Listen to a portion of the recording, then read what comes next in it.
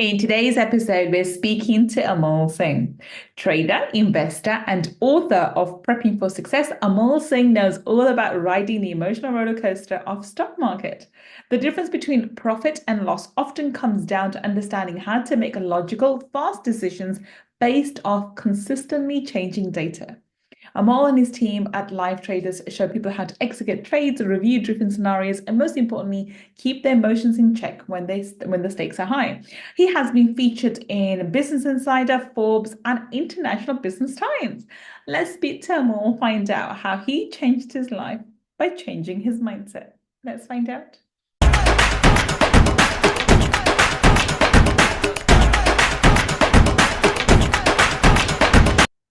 Welcome.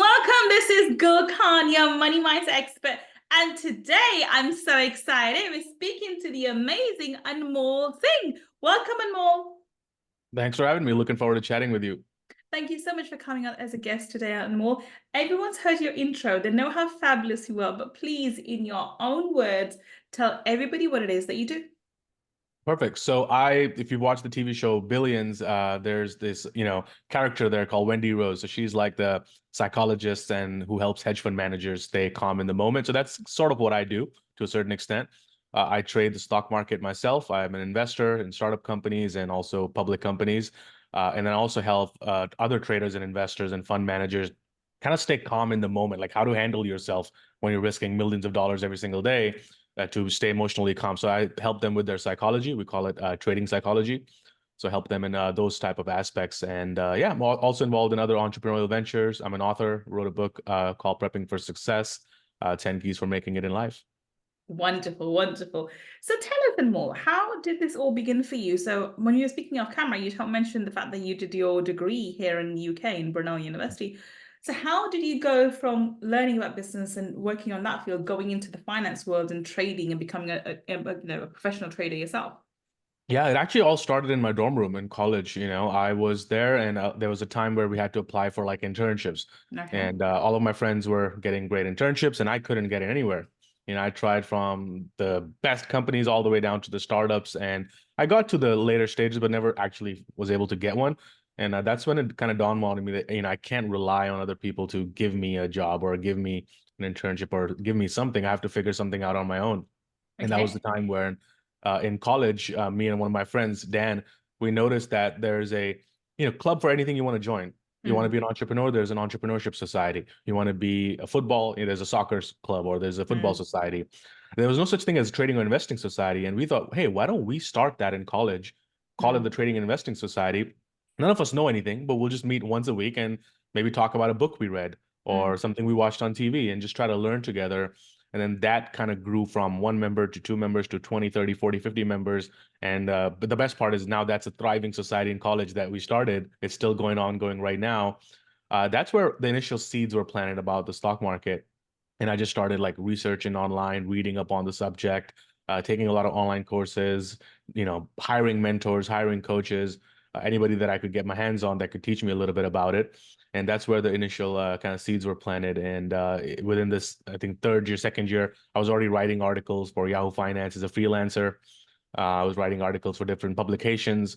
And as a freelancer, they would pay me, certain amount of money. And that's how I saved up enough money to start actually, trading and investing for myself. And that's why I tell people, never trust anything you read online. It's probably written by a college student like me. I think everything you read online you have to take with a pinch of salt because you don't know where the author's getting their information from. So I do definitely agree with that. And these are so-called experts are based on the fact that they've written 10 articles, but those 10 articles could be falsified or not have a solid base or foundation. So that's another conversation altogether. So let's carry on with you. So am I to understand you've never actually had a 9-to-5 job? Correct. Yeah, I've never had a job. I wanted to get one, but I just couldn't get one, so I had to figure something out. Right. So I think that's brilliant because I want you to help our audience understand, because I think most people who listen to this podcast or these conversations tend to be those overachievers, those people who got into the corporate world who actually have excelled in the early years from primary, secondary, college, university, etc. And then they find themselves, in these so-called jobs which are supposedly six or multiple six figures, but they're not satisfied, and they're not bringing them the financial security that they thought they would get, right? And but it's more difficult for them to transition over because now they're stuck in a rut because they're stuck in the employment mentality, the so-called false security, you know, that they felt that the job brings them. How did you avoid that? Because coming from, because you're Anmol, you're a brown guy, and I'm a brown person, so I can relate to you. How did you convince your parents to, you know, to give you that freedom to not get stuck into that employment mindset, or in the employment cycle initially, at least? How were you able to go straight into entrepreneurship, which you have?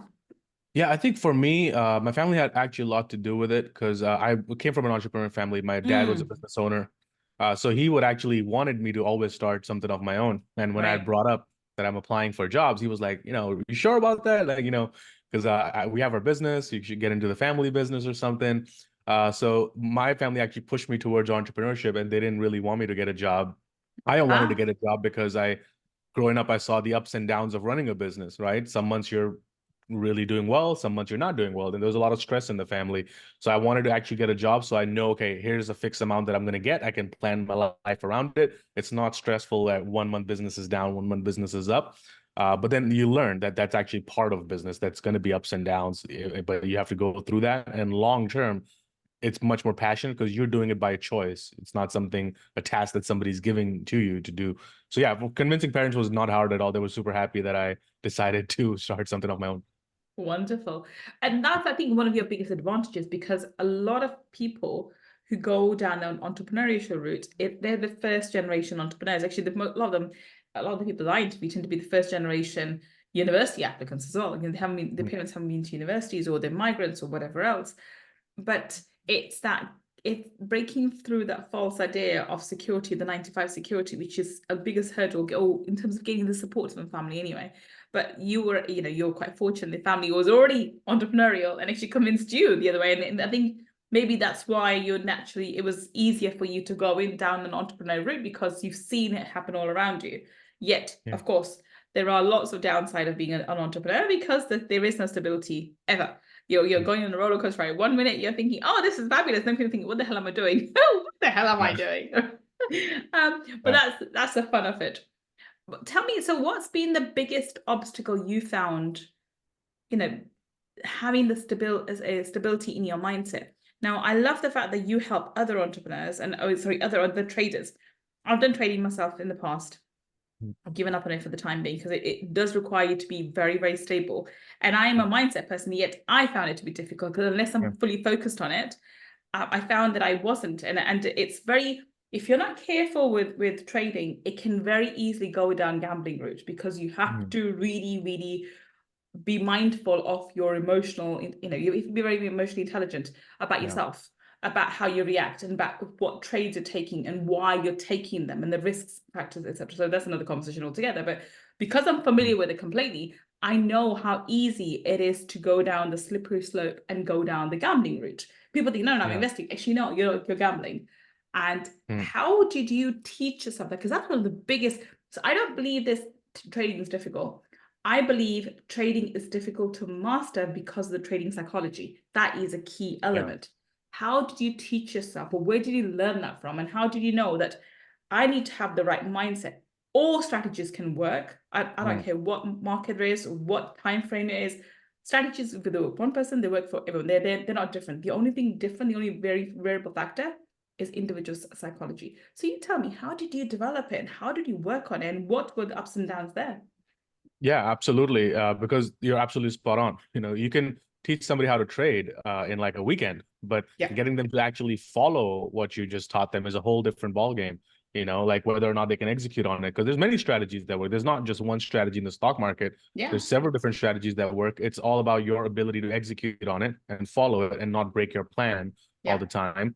I think that's the biggest thing. And you know, research has already been proven. Trading releases the same hormones of dopamine and serotonin that you get when you're gambling. So now, as traders, we're getting that every single day in real time. So you have to kind of manage your emotional states. And the way you do that, like I found out early on, very early on, because I lost money my whole first year trading, right? A whole first year I lost money.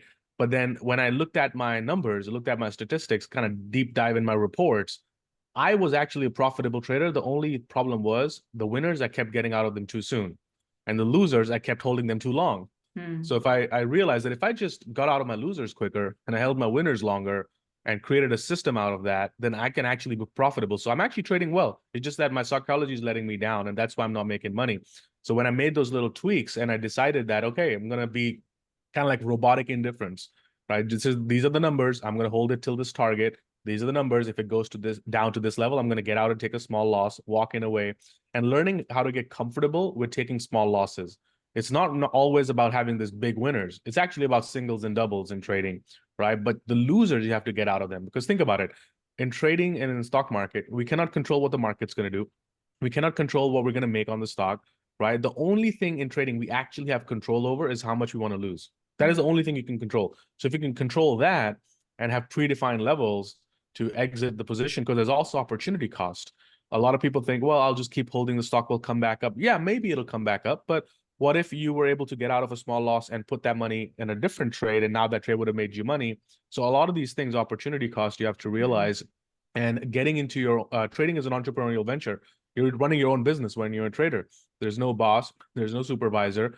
And that's the biggest reason a lot of people go towards jobs and fail at entrepreneurial ventures, is because at a job, you have a supervisor telling you what to do. Your manager will tell you what to do. Your boss will tell you what to do. When you're trading by yourself, nobody's telling you what to do. It's you versus the computer, right? There's nobody going to tell you, hey, you should get out of it over here, or you should exit there.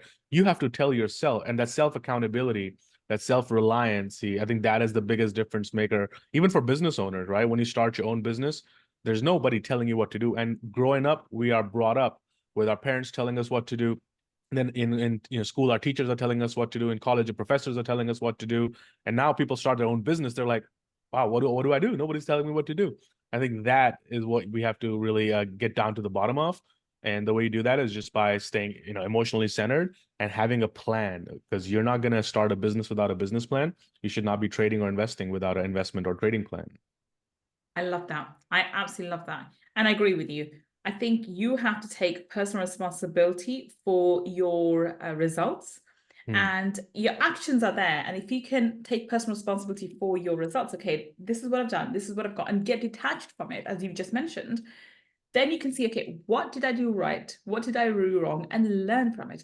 I think far too many times, not just in trading, but in entrepreneurship in general, we get so emotionally invested in our action. Like, I did this right. I know I'm right. I can do this. I can do this. We don't want to admit that we've made a mistake. And I think that, and asking for help. Now, I think I'm going to generalize here now, but I generally find that women are more open to accepting their mistakes and saying, okay, I need help. Can someone help me? Men have this ego attached to it and are far slower in asking for help or advice or something they know they've done something wrong. And a lot of the times, I suppose, as is with trading, as is with entrepreneurship, you when you look at the numbers yourself, if you're looking at if you compare it with entrepreneurship, you've got the financial sheet in front of you. You've got your incoming and your outgoing and expenses, but that's simply said. But what's the problem? Why are we not? If we're getting the sales, why aren't we hitting the numbers? What's going on? How to dissect it? How to open it up? And if you're not an accountant, which most entrepreneurs are not, and good because entrepreneurs do not make good accountants, and good accountants do not make good entrepreneurs. You need the help of a professional accountant to actually dissect that financial statement. Same way as a trader, you need someone who's in the game, who's calm their nerves to be able to come and tell you, look, your strategy was great, but this is where you're wrong. And I'm so glad that you said that you looked at your actions. So, okay, I'm a great trader. I just have to make these little tweaks. Now, that brings me to the next question. Did you make those tweaks yourself, or did you go and seek a mentor, or did you read a book? How did you train yourself? And where did you develop the discipline to follow through with the advice? Yeah, all of the above. Like I, started like really getting into it, because one of the things is curiosity. Like I was so curious about the markets, on why they work, like the way they work, why do stocks go up and down, that I really just, I was an introvert. So I would be happy to sit in my dorm room and just like read and learn all day. So I would be like, reading on the topics, learning all about it, taking online courses, hiring coaches and mentors. So yeah, I had a mentor where I would send him every day, log of my trades. Here's what I traded today. Here's what I traded today. And we maintained a spreadsheet of every single trade that we took. so that when I sent it to him, and he also helped me kind of fine tune and notice that, hey, look at this. You're actually not taking bad trades. You're just not holding them long enough. So you're not going to profit on them because you keep getting out of them too soon. And that was a realization that even though he mentioned it to me, it still took me many months to fix it. Because you know the issue, but your psychology is still not there yet. You still keep making the same errors over and over again. And I kept repeating the same mistake until I got to a point where I was just sick and tired of being sick and tired. I was like, man, is this my potential? I remember vividly, like I'm in my bathroom looking at myself in the mirror, and I'm like, man, is this all? Like I spent a year learning all of this stuff. I'm losing money. What are my parents going to think about it, or what are people going to think about it? My friends are getting great jobs, and I was like really at a low point at that point, thinking about like, man, I just spent a year learning this and I'm not making any money. But then that's when I realized, okay, I'm going to give it one last go, right? This time I'm just going to remove myself from the equation, my emotions, and I'm just going to execute. And let's see what happens. I'm going to give it another year. If I can make money or make something out of this, awesome. If not, I'll quit. Right. So I gave myself like a last ultimatum that let's stop messing around and let's try to do it the correct way for a change. And I did it for a correction. The results started to change. Then I was like, oh, this is encouraging. So that's what gave me the motivation to be like, I'm just gonna stop, trading based on what I think or what I feel, and I'm just gonna trade based on data and numbers and what my spreadsheet is telling me what to do. And I think that's when everything started to change. Brilliant. And I love the fact that you openly admit that for the first year you lost money, you didn't make any money at all. How did you keep yourself sane? How did you not go into depression? How did you work on your mindset to ensure that you're still following through, you're still taking daily action, you're still moving ahead, and you're not going down the slippery slope of self-pity and self-mortification and all the other things that go with it? How did you keep, basically in layman terms, how did you keep yourself together? Yeah, I think it definitely helped that I started trading in college because, you don't have any expenses. Yeah. You don't have a family to look after, or you're not married, don't have kids. So it definitely was easier for me than it would be for somebody who's, let's say, is got to support a family. Now you got to make money, right? So for me, I didn't have a lot of expenses. I was in my dorm room that was already, paid for. So I would be happy to just sit there and learn. So I think that was definitely an easier part for me. But in the moment, you just got to realize that, okay, is it that this thing is not working for me? Have I actually, like, you got to be honest with yourself. Have I done my part? Have I done everything in my power to make this a success? Right? Am I doing the right things? If the answer is yes and it's still not working, okay. But often the answer is never yes for people. There's always more we can do. There's always something we can tweak or fix. There's always a mistake. And as you were saying, you have to kind of take your ego out of the way, especially as men. Yeah, we absolutely have that ego of like, oh, I don't need anybody's help. I'll figure it out on my own. But no, you don't want to figure it out on your own. You can, right? You can learn from your own mistakes, but that's going to be a long time. It's better to somebody's already made those mistakes, right? Just hire them, take them out for a coffee, take them out for a lunch, pay them, do whatever you need to do to get close to that. And I would be hitting up people on LinkedIn and other places. Hey, who can can I take you out for coffee? Can I pick your brain for a little bit?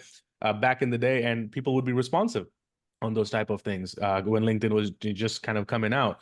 So I think for me, I surrounded myself, I eliminated my ego, and I was like, I'm just going to meet everybody and I'm just going to do what they tell me to do and see for myself. A lot of people take advice from people, but then they still do what they want to do anyway, which is not going to work. So you got to take what you learned, apply it, and see for yourself if it's going to work for you or not. And oftentimes you'll find that it works. So I think that's one of the things that even I wrote about in my book, that people move from, let's say, one podcast to another podcast, one book to another book, right? One documentary to another documentary. They learn everything and think they're making progress. But true progress is when you can apply what you just learned. So I'd rather somebody learn one book and read it like 10 times and apply it in their life than read like 100 books and think they're getting the allure of I'm learning a lot, but you're not. Your life doesn't demonstrate that, right? Your life should demonstrate you taking action on what you just read and what you just learned. So rather than moving on from another podcast to another podcast, hey, can we execute on what we just learned here? I think that is where you have to like humble yourself. And talking about mindset, like there is a part of our brain that will have the doubt, right? It will. It just exists. That's human nature. You have to get past that suspension of disbelief. So notice where anytime you think, is this going to work for me? Is this even real? Can I even do this? The moment you notice that, the first thing you got to do is eliminate that, because your thoughts will create everything, right? So I surrounded myself with people that were successful already. way successful than I ever was. So for me, looking at them, I'm like, okay, it is possible. I had good examples of if they're doing it, well, I can do it too. So you have to surround yourself with the right examples that stretch your mind to think of what's actually possible. Like I still remember, when I was even new to America, and then I was, going to one of my trips with my business partner. And at that time, I had never been that successful, right? I was still doing okay, but I wasn't making millions of dollars at that point.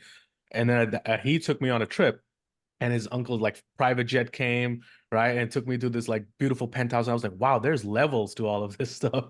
That stretched my mind. So you have to put yourself in environments that you think you don't belong, but that stretches you. And I think that is what really helped me, is looking at, wow, these guys are living this kind of a life. I guess that's possible for me. Because before that, I didn't even consider that as a possibility. I love that. I love that. I think that's a key point, to surround yourself by the kind of lifestyle that you want to lead, and people who are living that life and who can reassure that belief in you that they can do it, so can I. But you have to meet those people. I mean, that's why, there's an old saying that you are the sum of, the 5 people that you are mostly close with.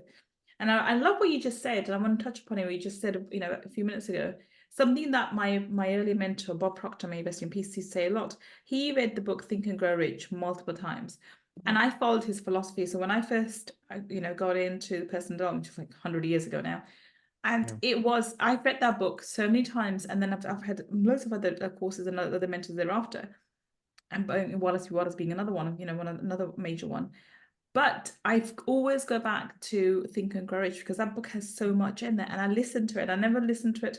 I mean, now I don't read it. I'm I don't have time to read as much, so, but I still want to get so much. So therefore, I use my time for audiobooks. I listened to that audiobook multiple times, and I'm just listening and absorbing, making sure that I'm ticking off. And every time, I promise, every time I listen to it, I pick up a nugget of gold which I've either forgotten or I had never spotted before. And therefore, I completely agree with what you just said. You need to read not 10 books to gain knowledge. You need to read one book 10 times to understand and then practically apply the knowledge therein in order to be successful. I think far too many people in this day and age, I completely agree with you, are streaming through hundreds and hundreds of podcasts, listening to all the different mentors and reading all these books, are yet not, they're all just striving, not arriving, because they haven't implemented the techniques or strategies in any of those books or any of those podcasts, which is a shame. And you can only, I really am a spiritual person, so I believe in the power of prayer and spirituality. However, I'm a very practical girl. I think being a lawyer, not ex-lawyer, but yeah, I'm still a lawyer. But being professionally trained as a lawyer, I have that logical mind that I have to do something concrete, action, some kind of action. And therefore, you have to take action in order for it to arrive in a physical reality. Hence, I think you're right, absolutely right, that you need to surround yourself with the right sort of people, and to implement practically the strategies you're learning. Yeah. So this is absolutely fantastic. Just to sum it up and bring this episode to close, what do you think is the biggest hurdle for somebody who's at uni, going into the professional world and thinking of, doesn't matter if it's trading or any other form of entrepreneurship, what do you think is the biggest hurdle, and what would your advice be to overcome that? Yeah, I think the biggest thing that I've noticed for everybody, right, is a lack of integrity. And that's something I wrote about in my book, is that, integrity is like you honoring your own word. So when you say you're going to do something, you got to do it, right? And you got to do it when you said you're going to do it.